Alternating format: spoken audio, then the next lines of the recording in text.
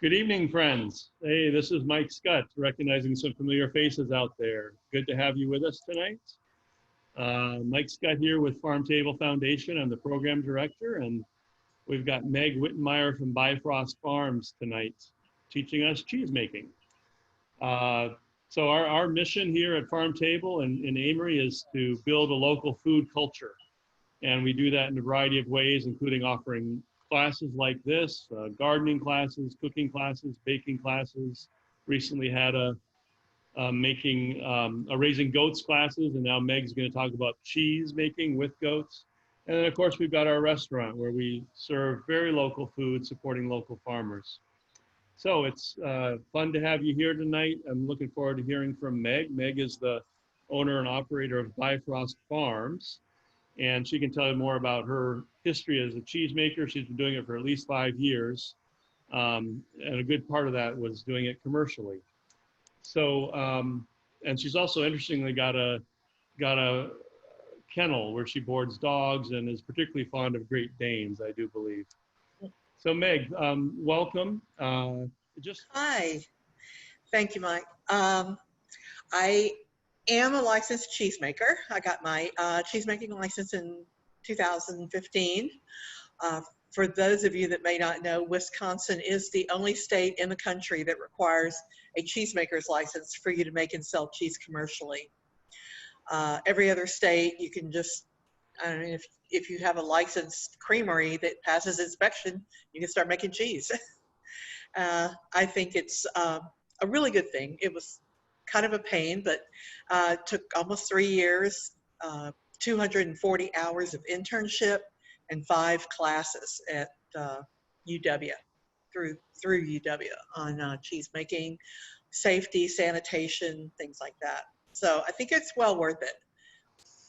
I had a very small micro creamery, a farmstead micro creamery right on our farm. So the goats lived about 50, 60 feet from the creamery. Go out and milk them in the morning. And when I had enough milk, I'd just make the cheese.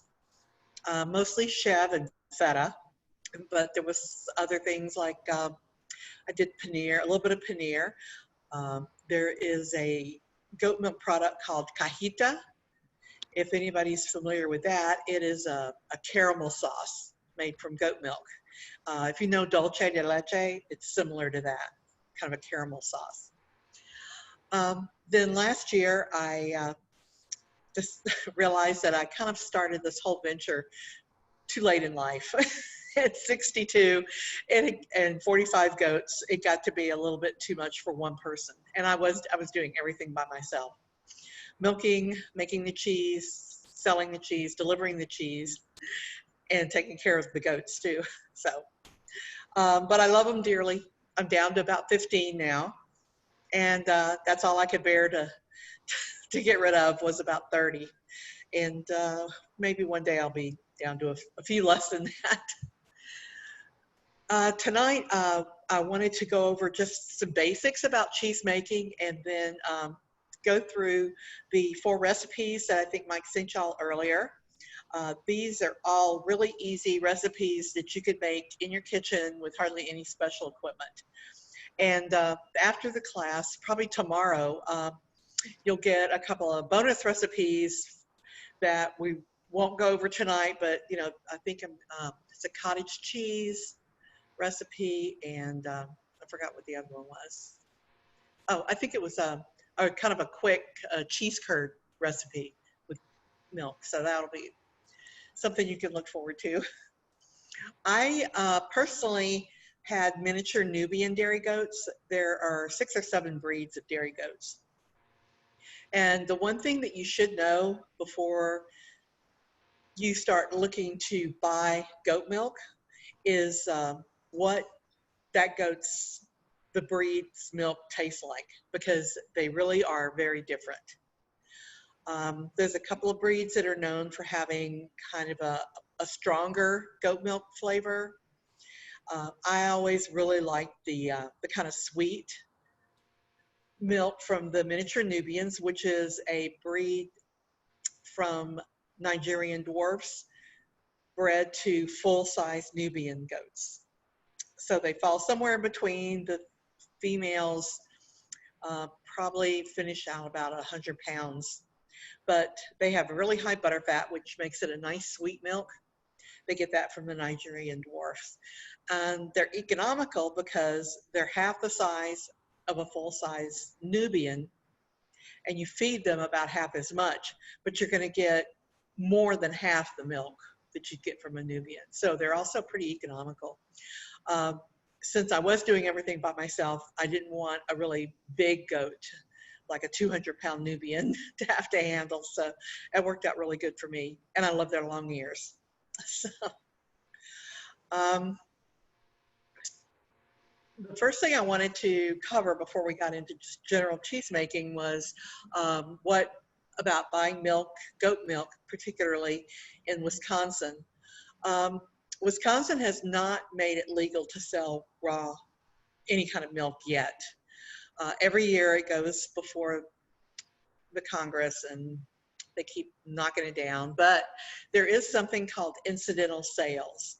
So if you can find someone whose milk you trust, you are allowed by law to buy it. You have to go to their farm to buy it, and it's they cannot be advertising it or anything like that. So right now, even though I don't have, I'm not making cheese and selling it anymore, I do still have my dairy farm license, so I can. There's a few people who come by and pick up milk from me. Right now, nobody's milking, so nobody gets milk, even me. But the incidental sales, it's kind of like, you know, driveway buying. You just stop by and pick it up. You do want to make sure that any raw milk that you purchase or use from someone, you know that it's very safe. They test the milk. They have very sanitary conditions, because milk is extremely fragile and it can pick up, I mean, it's bacteria that makes cheese, but you want the right bacteria. You don't want salmonella, you don't want E. coli. So you want to make sure that, you know, it's somebody you trust. If you're raising the goats yourself for milk, you want to chill it as quickly as possible after you've milked. When it comes out of the udder of the goat, it is totally sanitary and it's sterilized milk. And it starts growing bacteria the second it comes out of the udder, though. And so as soon as you're done milking, or even if you're milking 2 or 3 and you're going to be it's going to be a while before you get to the refrigerator, maybe even have a pan of ice that you can set it in to kind of keep it cool, and then cool it down as quickly as possible. And that's going to give you the best tasting and the freshest milk, which also carries over into the cheese that you make. And I'm happy to answer any questions about milking goats and using their milk. But I did want to make everybody aware that it's about how Wisconsin looks at raw milk. Tonight, everything I make is with raw milk, but you can use pasteurized milk. Most organic goat milk, however, is ultra-pasteurized, and that is something you need to look for on the label. And you cannot use ultra-pasteurized milk because it's been cooked too much for the curds to be able to form for cheese making. But any kind of regular whole milk that's been regular pasteurized, you can also use, so you don't have to do raw. So I'm assuming that most people who are interested in cheese making and milk, dairy goats, probably understand what fermentation is. There's like a lot of different kinds. There's kimchi, there's wine, bread is fermented, yogurt. So dairy products have been fermented probably shortly after man started eating meat. He started adding dairy to his diet, and fermentation of any kind of milk was probably the very first type of cheese, which we now call clabbered milk. And this is basically just letting the milk sit out until the bacteria starts to form and it gets semi-solid. But we use fermentation and culture kind of interchangeably. I might use either one tonight too. You can even ferment milk to make an alcoholic beverage. There's a lot of different, one was a goat's milk or a sheep's milk that the Northern Europeans would ferment into alcohol. And then over in the steppes of Russia and the eastern part of the world, they use mare's milk. So pretty much anything you want to make, you can ferment. They did not, early cheesemakers did not use a specific culture like most cheesemakers do now. They used the natural yeast and bacteria that was in the environment. And what they would do is once they had a culture made from that, they would save it and then just use that starter the next time they made cheese. I mean, it's almost just like making bread. It's really hard to pick up the natural yeast and bacteria in the air now, and they're not always safe considering what's in our environment. So after Pasteur invented pasteurization, people began to realize what it was that was actually making the cheese have different flavors, different textures, and they came up with a formula for culture, for a dehydrated culture or some other kind that would give you a consistent cheese every time. That is what we're using now. Most of them come in little packets and it's like a powder, and what it is a culture that's been developed and then dehydrated and crystallized into this powder. So that's what we're doing now. But the cool thing is that I always thought was that cheese is, there's evidence that's been dug up that cheese is about 10,000 years old. And any questions yet? I don't see any yet, thanks. Okay. These are some different types of fermented milk. Yogurt is really kind of it's actually just a really soft cheese, but many people kind of differentiate it. So the biggest difference now is that we're using cultures, we're using a set formula so that you're going to get the same cheese every time you make it. The simplest cheeses to make are the soft cheeses. Those are like ricotta, cottage cheese, mozzarella, quark, chev, and we'll be going over some of those tonight. Most of those have very little investment. I think chev, you want a particular type of culture, but the others are what we call acidic cheeses, and you can just use vinegar or lemon juice to curdle the milk into creating curds. I'm sorry this is so light, but that's just the way it came out. I couldn't darken it much, but there's every cheese, no matter what you're making, has some variation of these steps. The acidification is when you're adding the culture. What that's going to do is lower the pH of the milk and make it a lot more welcoming to creating curds. What it's doing is turning the lactose into lactic acid.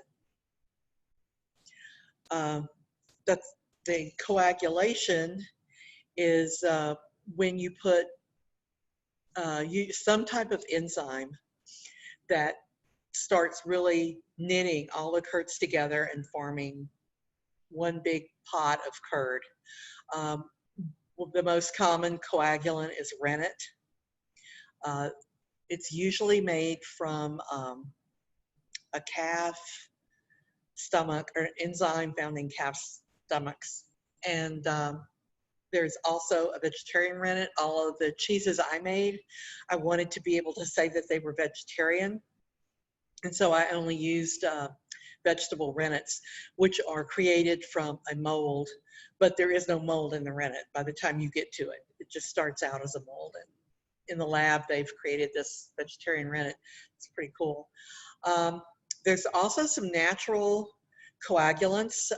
One of them is called thistle rennet, and the actual plant of a thistle produces an enzyme that will coagulate similar to commercial rennet.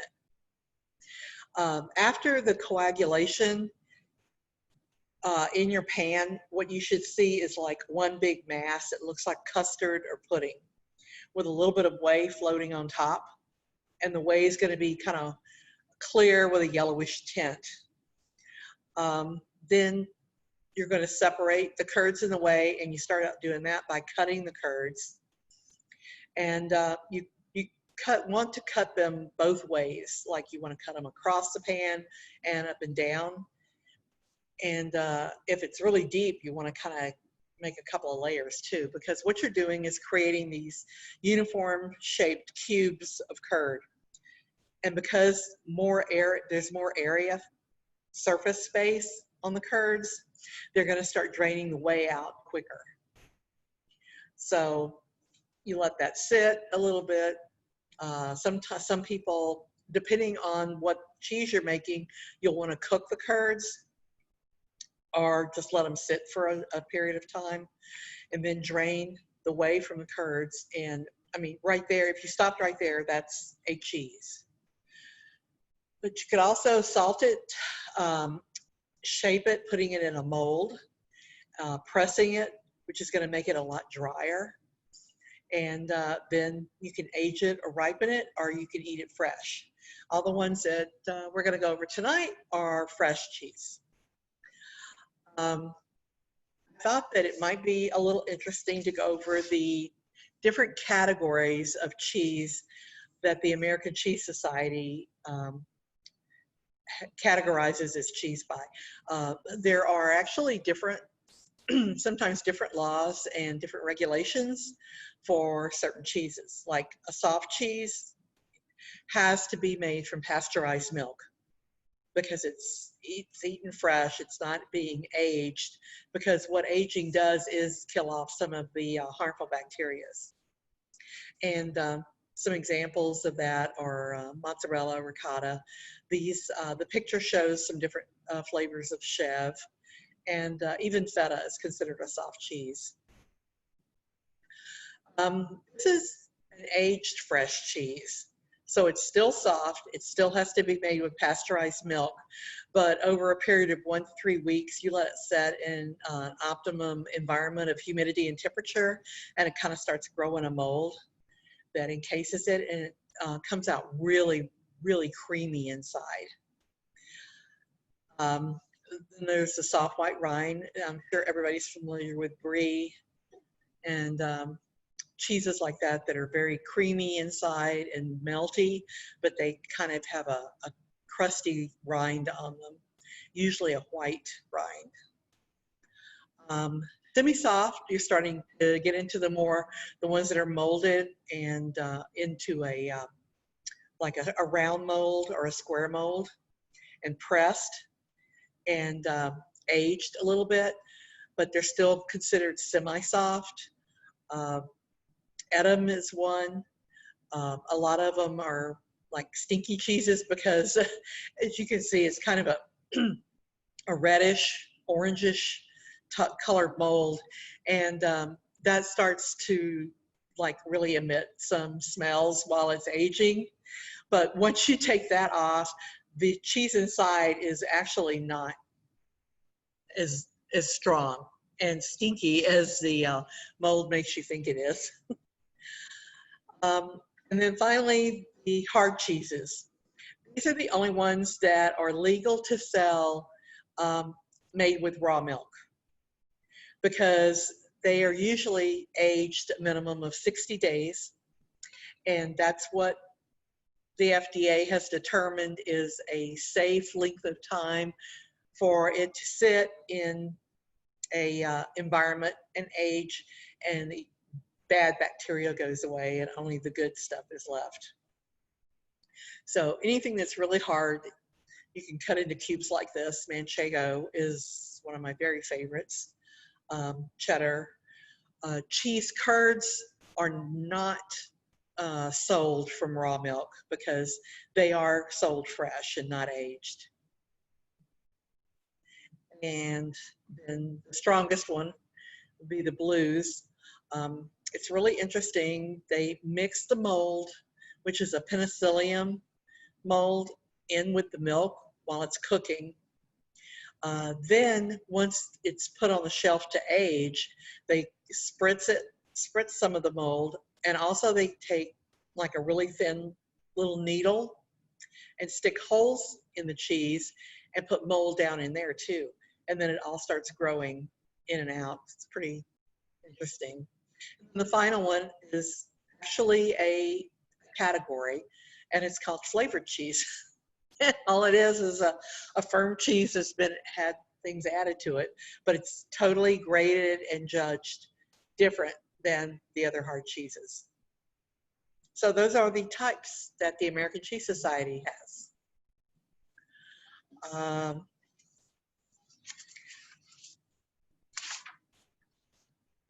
I guess we're down to the first recipe.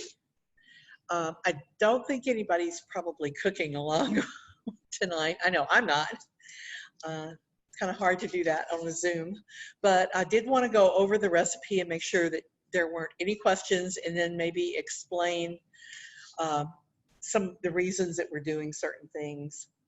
A lot of high-end restaurants make their own mozzarella cheese. But that's because it's really easy. You can make it probably within an hour. The recipe that I sent out is a really easy 30-minute microwave mozzarella cheese. If you want to, there's tons of other more traditional mozzarella recipes on the internet if you'd like.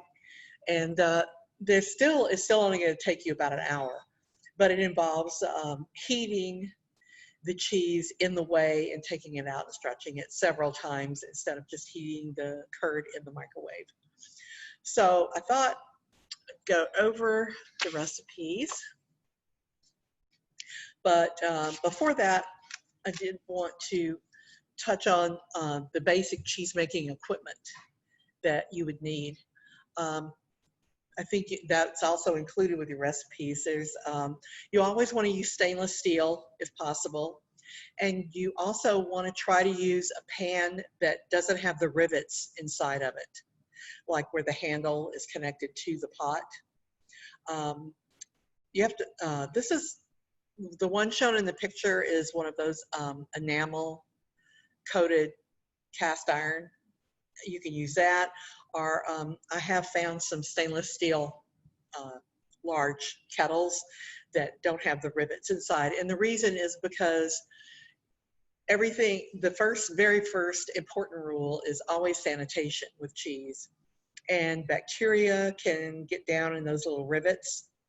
And it's really hard you would not believe what lives on a pan after you've cleaned it or even run it through a dishwasher. So everything inside needs to be clean. So you want a smooth surface. An instant read thermometer or a dairy thermometer, something. Measuring spoons and cups, cheesecloth or butter muslin.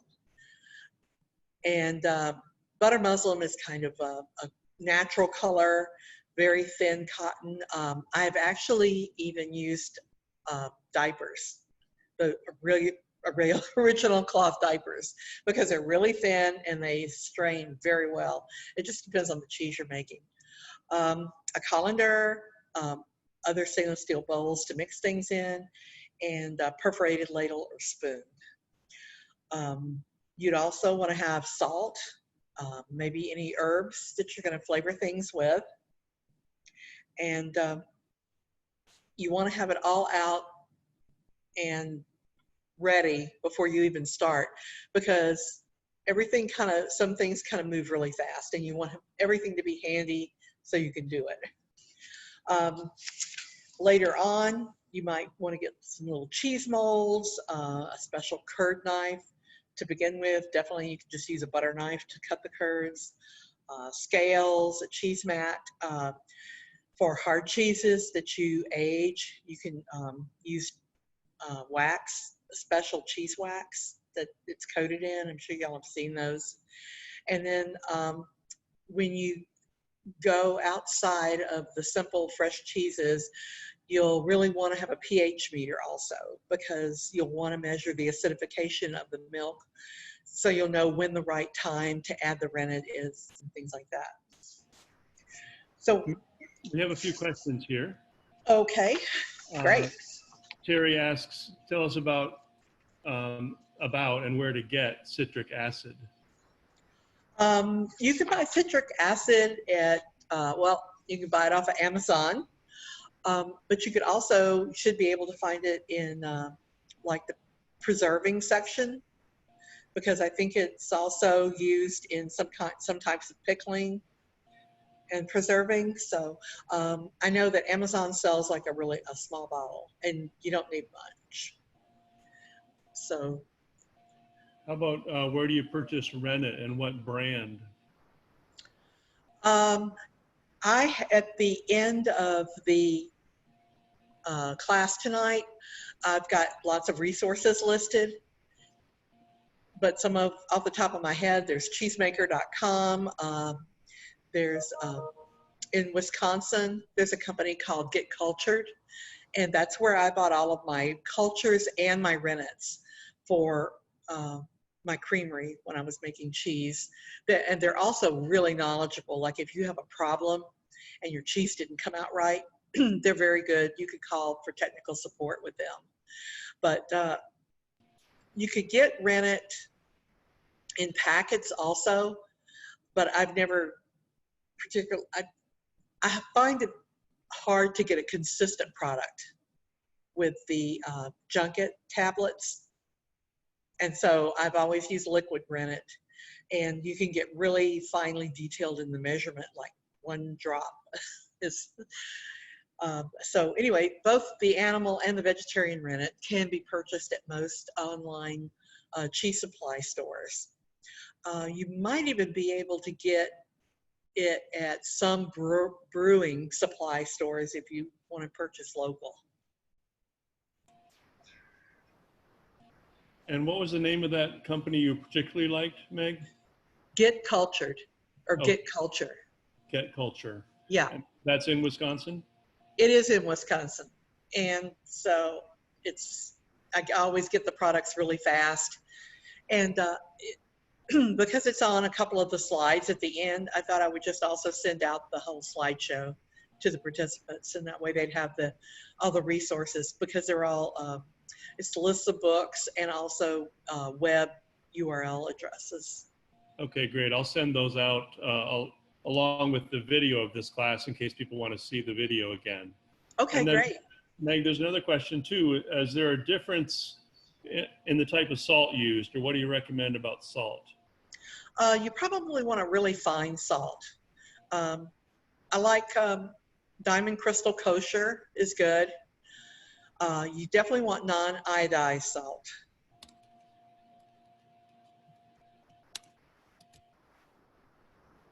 You want something that's going to dissolve really easy, so nothing coarse.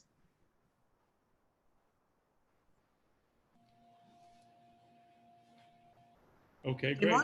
That's the last question. Yep. Okay. So I assume I'm going to go through every step of this, just whether you've read it or not, because something might come up. So you want to try to use milk that's as fresh as possible, especially for fresh cheeses.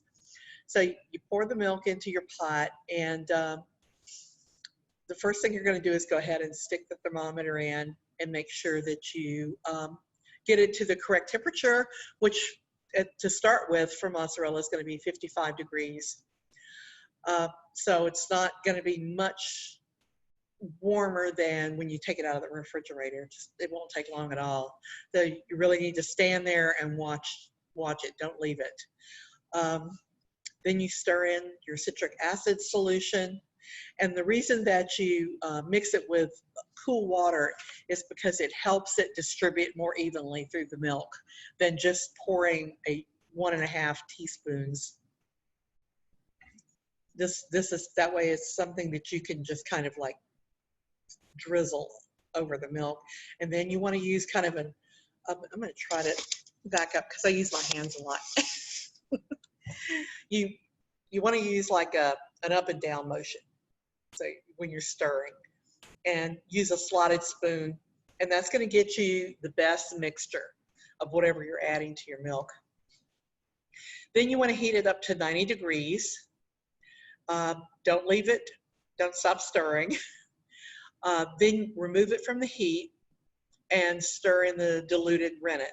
Same reason that you're mixing the citric acid with water is the thing with the rennet, is because you have 1/4 of a cup instead of just like a tiny little 1/4 teaspoon, and you can just distribute it more evenly over the milk. After you kind of mix it all together for about 30 seconds and cover it and leave it undisturbed for 5 minutes. I usually put a lid on at this point too. So after 5 to 10 minutes, you take the lid off and look, and if you can see in this white pot on the slide, it was one large mass. And so it kind of looks like a custard. And there's a definite separation between the curds and the whey.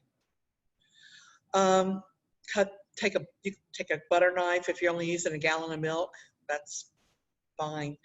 And just go all the way to the bottom and cut straight squares. Try to make them as uniform as possible. I know that's not always possible, but you want them to be about the same size, and that way you'll get a consistent formation. Then you want to put the pot back on the stove and heat it up to 105, and you want to do that really slow.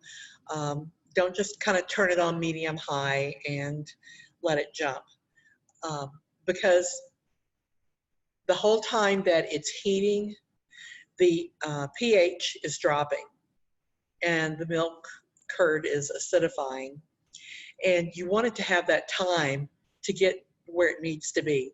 So, and I would say from 90 to 105, it should take a good 10 to 15 minutes to get up to 105. That's how slow you want to rise the temperature. When you're moving the curds around with the spoon, what you're doing is kind of a really gentle agitation that's going to make them release more whey. So, and they're also going to begin shrinking a little bit. So at the end of the time, once you reach the 105, these curds that just look like little soft pieces of curd right now are going to actually be more like little pillows. And there's going to be a lot more liquid in the pot because a lot of the whey has been released from the curd. So remove it from the heat, continue to stir for 2 to 5 minutes. So the longer you stir it, the firmer the cheese is going to be, because the heat is going to keep leaching the whey out, making a drier curd. Scoop, I would not pour the pot into the colander or the microwave bowl. What I would do is scoop it out, because you want to be really gentle with the curds right now. They could break up and become like little crumbles, and you're going to totally lose the texture you want for mozzarella. So scoop them out with a slotted spoon into a microwavable bowl. Kind of press them down a little bit. More liquid's going to come up, and then you want to pour that off. Definitely do not throw the whey away because you can bake bread with it, make smoothies with it. It is so chock full of really great enzymes and nutritious stuff. So, or you can also give it to the chickens and the dogs. They love it too. Put it so once it's pressed down, you microwave it. Most microwaves that are the 100-watt, you microwave for 1 minute. What you want to do is get it to the point where the internal blob of curd has reached 145 degrees, but that's several steps away. Sorry. We're gonna microwave it and then drain off the excess whey again. And this is where you might also want to have some clean, like a brand new pair of rubber gloves, like you would use to wash dishes with in hot water, because the curd is going to be pretty warm when it comes out of the microwave.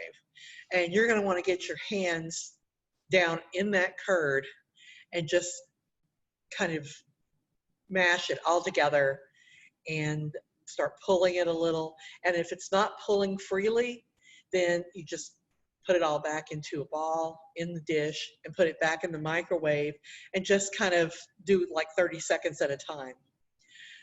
Because the curd needs to be to a soft enough point that you can pull it, at least a foot. You can stretch it out. And so you want to stretch it out, heat it again, stretch it out, and you want it to be 145 degrees inside the cheese. And you can use your instant read thermometer for that also. After you've kneaded it for 2 or 3 times and it stretches, then basically it's done. Like it says on the recipe, if it breaks up when you're pulling it apart, if it breaks, then it's too cool and you need to reheat it. So you've got a nice shiny little ball of mozzarella now. You can eat it. You can actually use it warm. You can divide it up into little separate balls, or you can keep it as one big block. Cool it in the refrigerator and then use it. You can slice it up, put between tomatoes, or you can grate it, use it on pizza. Meg, someone had a question about, back to the first step, that you need fresh milk. So how do you get fresh milk? I mean, I suppose someone could get goat milk directly from a farm like yours, perhaps, if it's a trusted source. But other than that, where would one get fresh milk? Well, if you're buying it from the store, look at the expiration date, and you would probably want that date to be at least 2 weeks out. Also, if you're using store-bought milk, the curds are going to kind of be a ricotta-like consistency instead of a full custard like this milk did. It's going to be more like really small pieces because the curds break. And all I can assume is because of the pasteurization process. But you'll still get some curds. It just won't always look like that. Like I said, make sure you do not get ultra-pasteurized, because also there's, for store-bought, you want to try a different brand of milk if you don't have any luck with that brand, because different factories also don't always use the low minimum heat to pasteurize. They'll just flash heat it way up high, and if it's been heated too much, then you're not going to get a good curd. Any more questions about mozzarella? Not at this point, thanks. Great. The next one is ricotta, and it is like super easy. This is, I make ricotta like twice a week when I have goat milk. It is like, and this recipe includes adding butter to it, and it really makes a difference. Let me tell you, it's so good. You just go ahead and heat the milk straight up to almost boiling. You want it like 185, 195. It's gonna like start bubbling around the edge, but you do not want it to go to a full boil because that's gonna give you a cooked milk taste that you really don't want. Then you add your vinegar or lemon juice and basically turn it off, set it aside, and just cover it, let it sit for 10 minutes.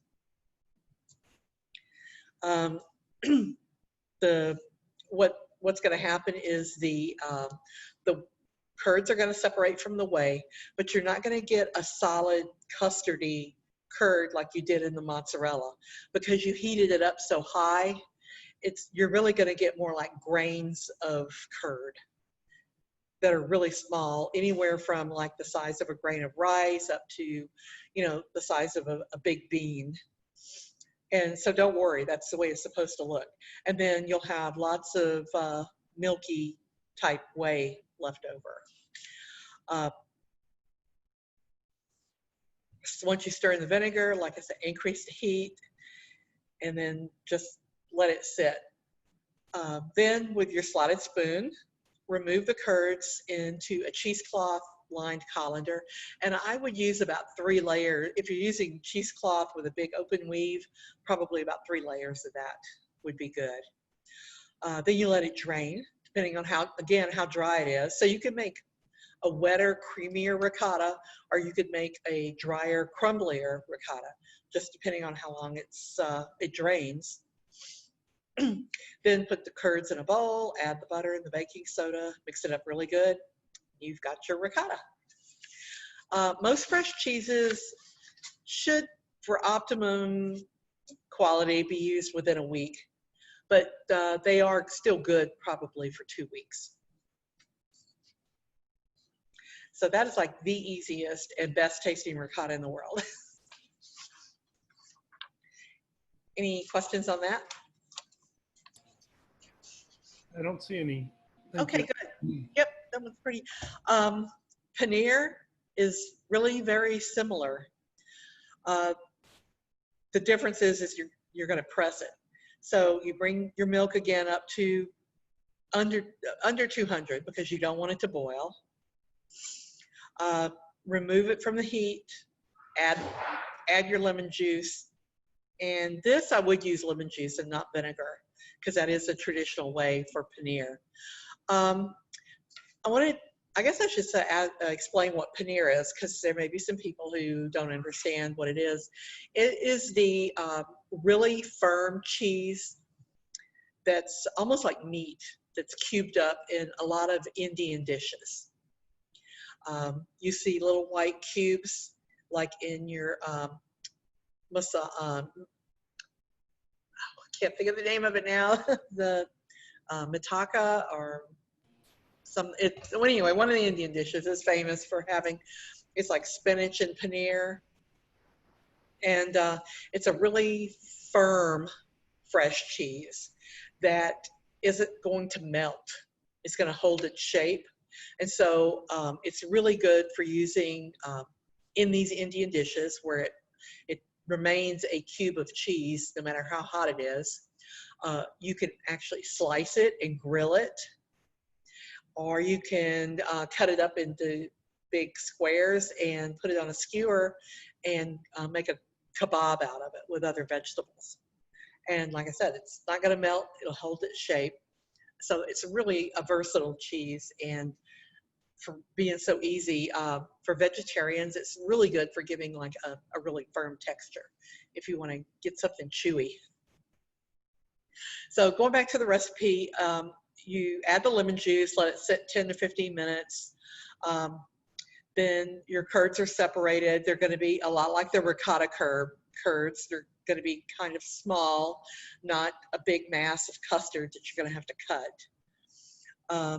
If you didn't get a good amount of curd separation, you can add a little bit more lemon juice.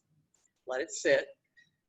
See, you don't have to heat it up again. As long as it doesn't get below 180, it'll be fine. Again, 3 layers of cheesecloth and a colander. I like to put the colander inside a big bowl where the colander handles are kind of over the top of the bowl. And then you can scoop it, everything. You can use a ladle. You don't have to use a slotted spoon, and scoop curds, whey, and everything. And as the curds go through the colander, you're saving them down in the bowl. And that's a really good way to save your whey. So once it's drained in the colander, you do not take it out of there. What you want to do is take the corners of the cheesecloth and bring them up to a point where you've got like a ball. It's the opposite here, sorry. You've got like a ball of the curds right here, and you twist the top of the cheesecloth, and you're going to lose a lot more whey. It's going to come squirting out of this ball of cheese. And you get as much whey out doing that and squeezing it as you can. And then you've got a pretty firm mass at this point. So you kind of pat it out into a fairly thick, like pancake of curd. Put it on a plate, put another plate on top of that, and put a weight on it. And so what you're doing is pressing even more whey out of the curd. And that's what makes it so dry. And the drier it is, that's what makes it not melt so much.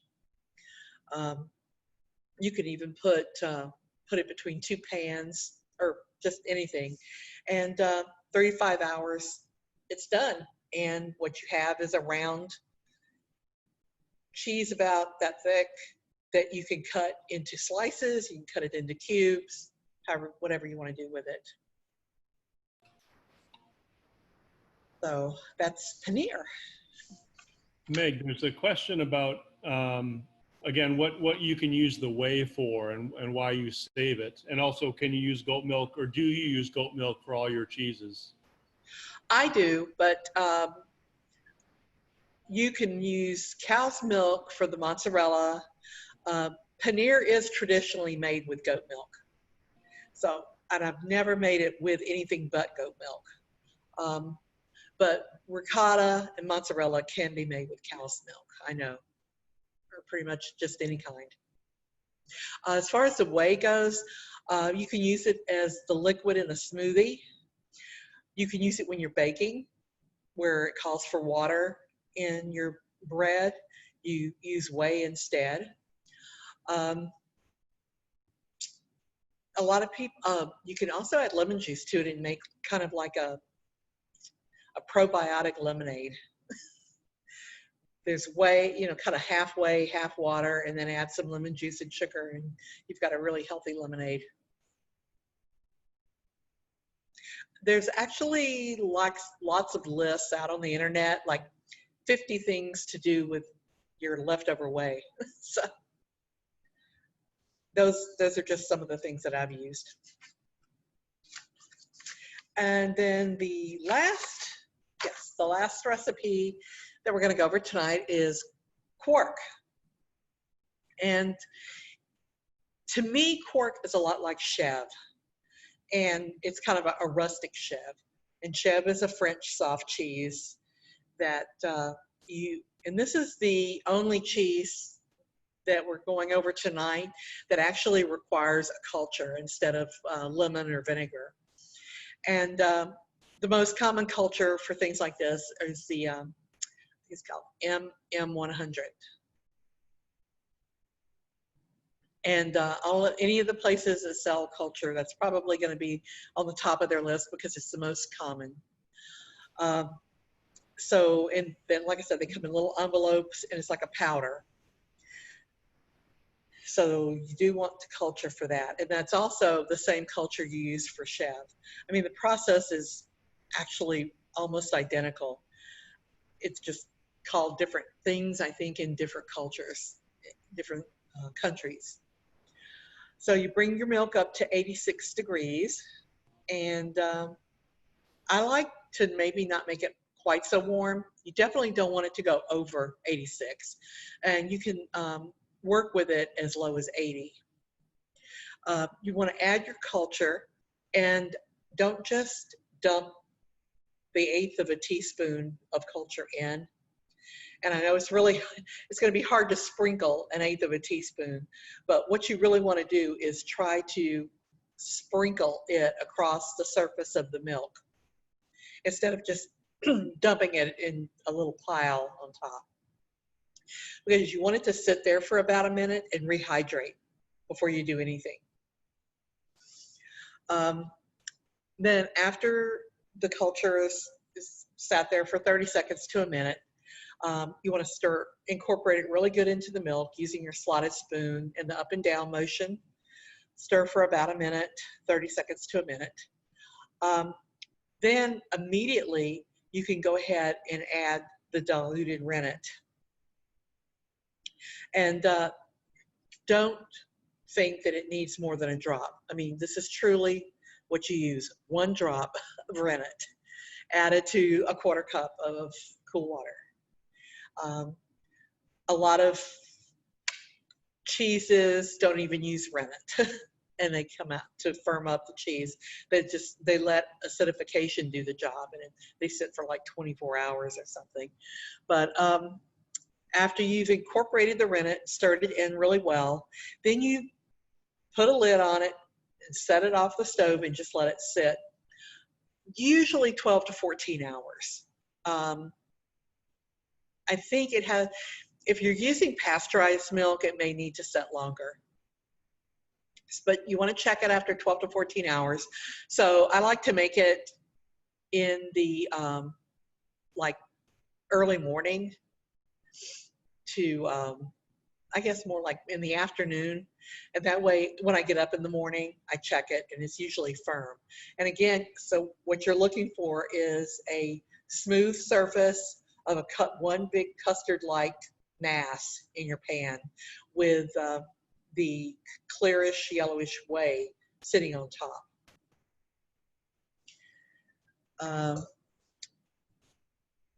I wish I had done something to show you how to check for firmness on the curd.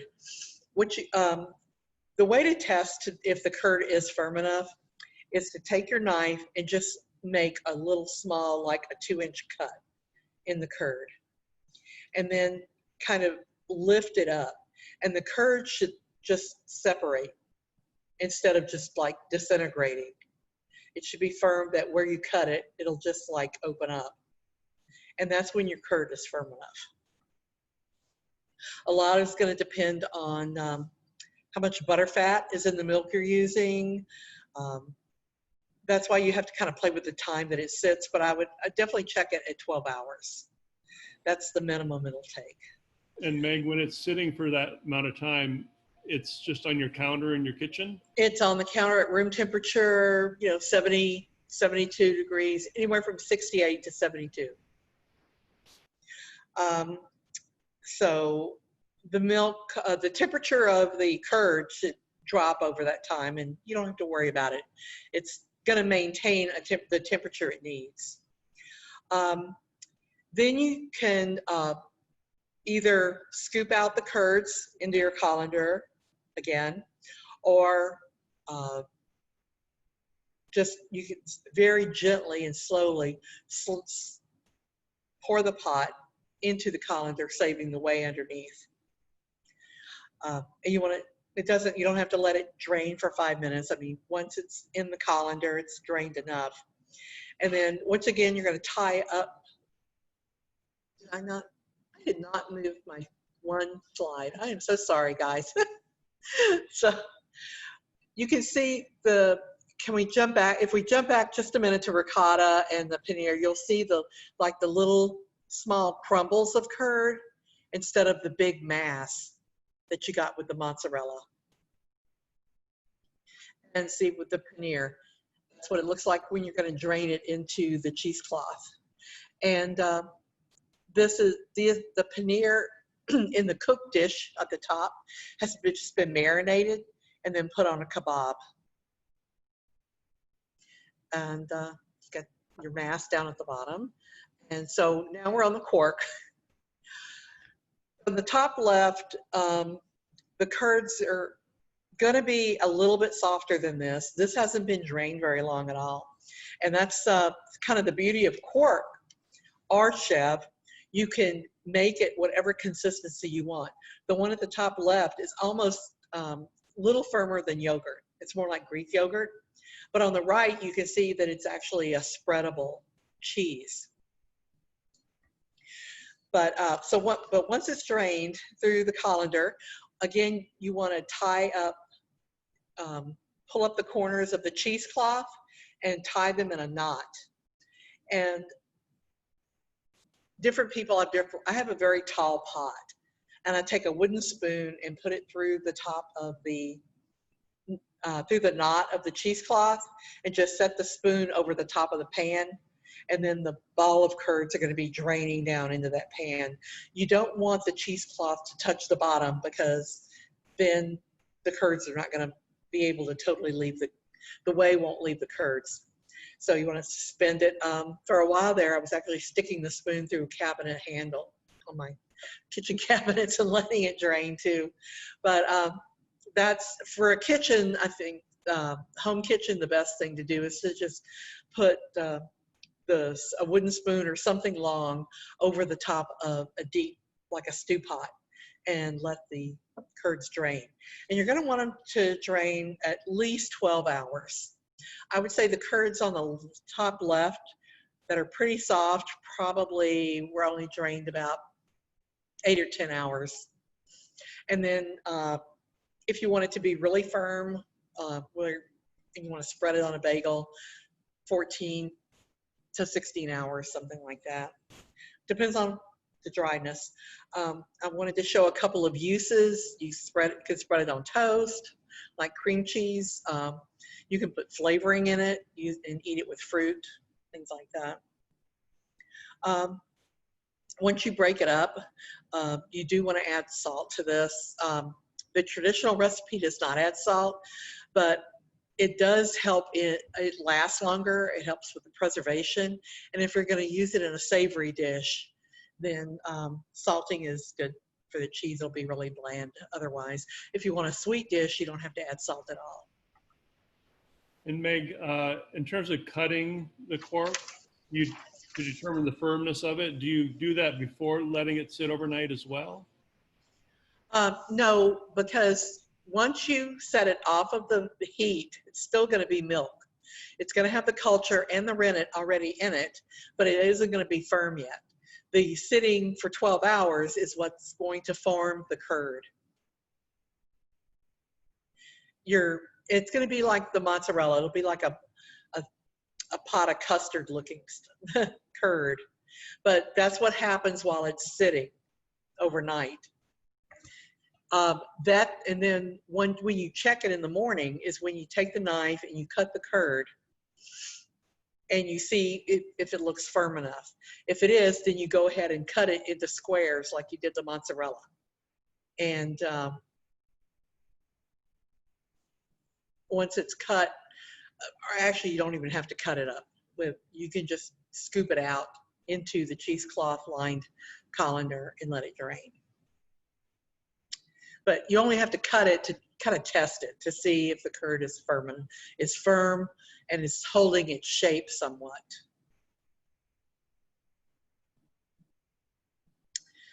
And so that was the last cheese recipe. These are the resources that I provided. There are tons more out on the internet. These are the ones I personally used recipes from or bought supplies from. And I know they have good customer service and they have good quality equipment. Cultures for Health is a really good one, and it's got lots of recipes for the beginner. A lot of things like this that we made tonight that it's really easy to make in your kitchen. Yogurt and kefir are two more things that are very easy to make with raw milk. And then the equipment has, the place I mentioned earlier is the last one listed, getculture.com. And then these are my very favorite cheese making books. And you'll get a copy of this.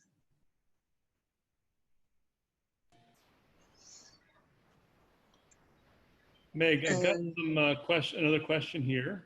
Okay. Christine says, I'm curious about the different challenges for cheese making depending on the seasons. Does pollen or yeast in the air in the summer make things more difficult? Also thinking about the pH and temperature fluctuations depending on the seasons and how that might change the process. In some of the more advanced cheeses, that's definitely where pH comes in. More than the weather and the pollens and things like that are going to affect the cheese is going to be the stage of lactation that the animal is in.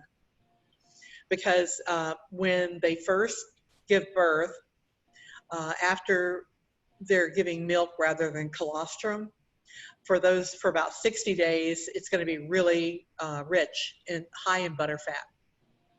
And some of your times are going to differ a little bit as to how long it's going to take for a curd to form. I can always tell when a doe has reached her peak of milking and she's going to start producing less, because then I'm going to have to be cutting my curd a lot sooner. And if it sits as long as I usually let it sit, it's going to be over acidified and I've lost a batch of milk. So that's what you really want to kind of go by the seasons. But that's why there's summer cheese and then there's winter cheese. All these fresh cheeses are really good to make during the summer when everybody's just milking fresh. You know, the first 3 to 4 months after they freshened. And does their diet, you know, in the winter it might be hay, in the summer it might be grass-fed, does that change the flavor? Definitely. You're always going to want to give a milking animal some extra protein. So in addition to hay, I give them alfalfa pellets and some dairy, what they call lactating dairy goat pellets. That's kind of a little bit higher in protein. It has more things like different grains that have higher protein than just Timothy grass or whatever you have in your hay. Black oil sunflower seeds up the butter fat in the milk some, and goats absolutely love those as for treats. So I just put a handful in their bowl while they're up on the milk stand, and that makes a difference.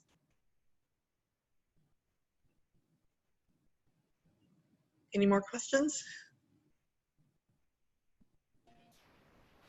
And if we're a relatively small group, if you want to unmute yourself, and feel free to try that and just let us know what your question is verbally, or feel free to type it in the chat box, either way. I would love to know, one thing is this what you expected from a beginning cheese making fermented milk class? Are these the kind of, was there more information than you really wanted? Did you just want the recipes, or did you want more science and why such and such does what such and such? Or I guess because this is the first class I've taught and I'd really want to make sure that you're getting what you expect.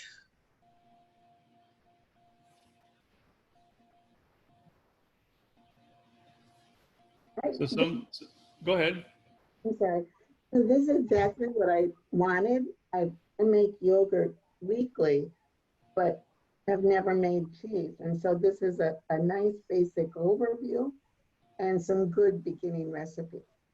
So I think it's Thank you. excellent.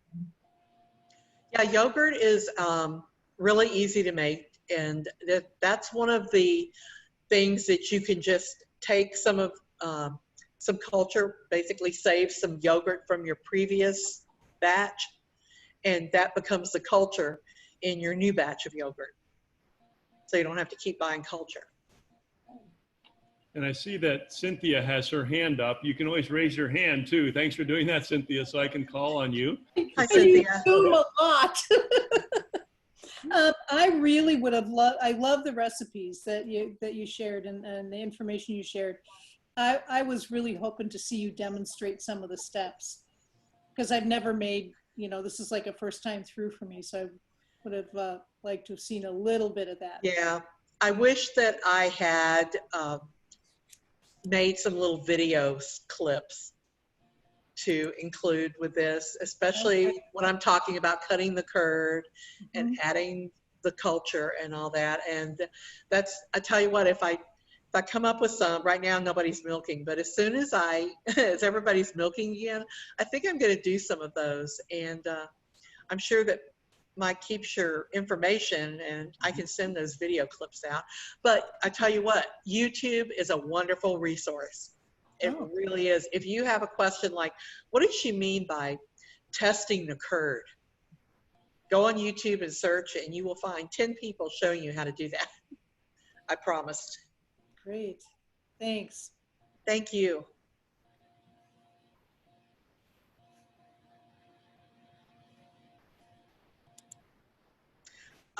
I'd love to know if anybody is milking any animals right now and using their milk.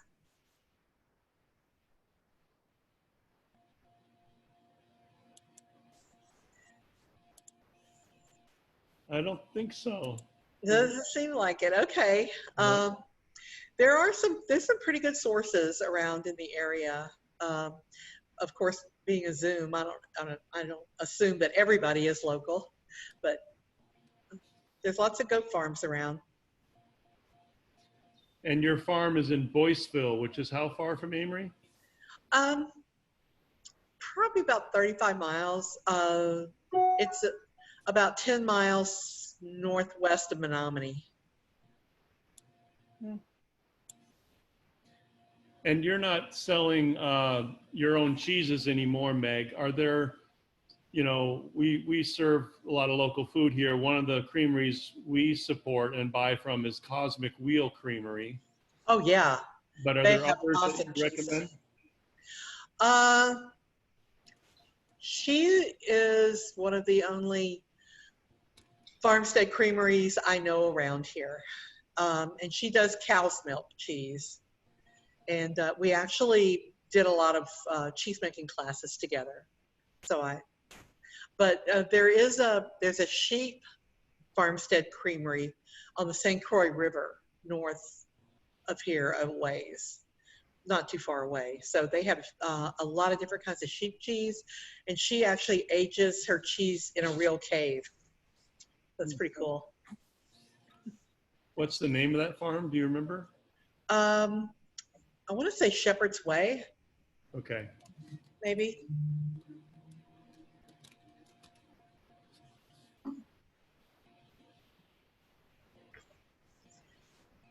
And we do sell some of Cosmic Wheel Creamery cheeses here at Farm Table.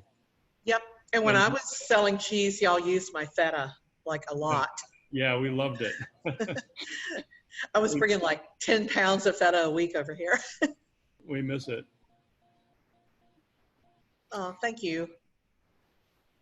Any other questions, folks? Feel free to unmute yourself if you like.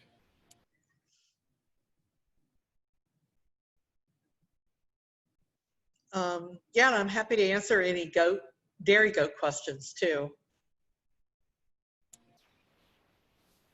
And again, I'll make a video recording of this is being made, and I'll edit that a little bit and get it out to you shortly, along with some other recipes that Meg mentioned. And then we had a goat raising class recently, and I'll send a link to that as well if you're interested in learning more about raising goats, actually. And we may have a cheese soap making class from goat's milk as well later this year, trying to get that finalized. Oh, is Erin going to do that? Yeah, Erin Link from EB's Ranch, I believe is. Oh, that'll be great. I love her soap. Yeah. I really appreciate everybody showing up tonight, and I hope you're not disappointed. like I said, this is my first class, and I would definitely like to improve it. And also, my information is at the end here. And Yeah, thank you. I welcome any questions after the fact, like you after this is over, maybe you try to make something and you have a question or it didn't come out right. Feel free to email me. Great, Meg. Thanks for that. And I'll send this out too with all these resources and some people sending thank you and for your time and your expertise, and that they'll be making cheese for the holidays. Oh, that's great. Oh, I tell you what, makes great Christmas presents. Especially like the firm cork is like, which is like a chev. It's just so versatile. Sounds good. Well, without any further questions, I guess we'll say thank you all for coming. Keep your eye on Farm Table Foundation's website for next upcoming classes. We've actually got one coming up on connecting coffee, you know, that daily thing for many of us, and climate change and caring for the earth, in addition to classes around like soap making and cake making and baking. And so quite a diversity of classes coming up. Thank you very much, Meg, for joining us and doing this. Thank you. Thank you very much. Good night. Good night, everybody. Thanks for coming.